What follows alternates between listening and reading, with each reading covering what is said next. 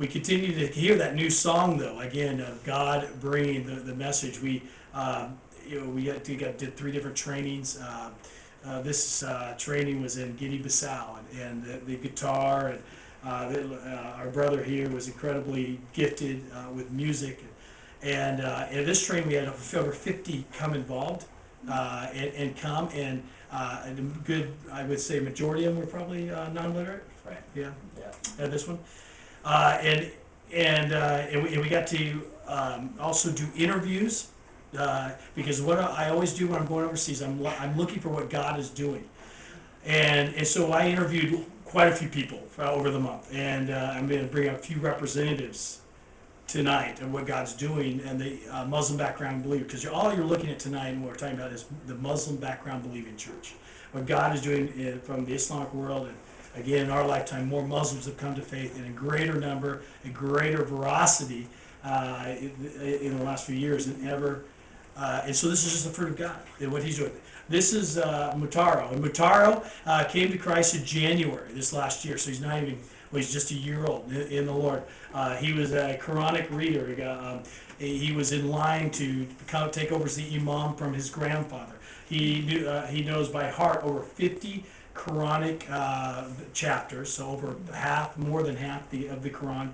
And yet he admitted, because Arabic's not his native language, he could not translate it for you. It's more like understanding it, knowing the melody of a song than understanding it. The only thing he knew and could have translated for you was the opening prayer, which is about 30, if I remember, 36 words or so within the Quran.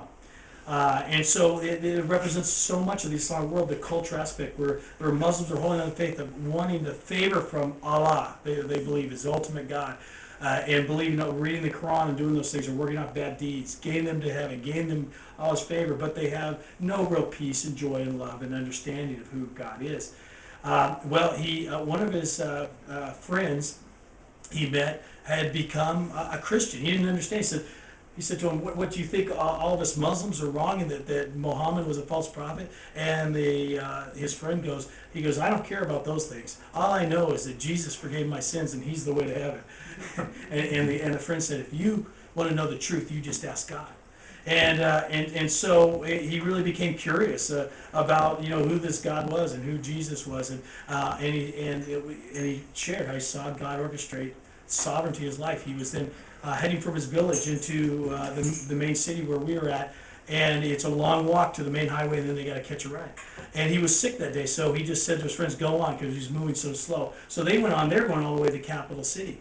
Well, because they went on, he didn't have money and catch a ride, and it was later in the day. He had to go to the major city near them, which is where his friend and a Muslim background believer from the Fulani tribe, which is the tribe that is responsible for bringing Islam to North Africa, and he stayed with them, and he began to talk to them about who Jesus is, and then the believer gave him a Bible, and he started reading the Bible, and he came across John 14:6. Jesus said, "I'm the way, the truth, and the life. No one shall come to the Father except through me." And boy, that just really bothered him.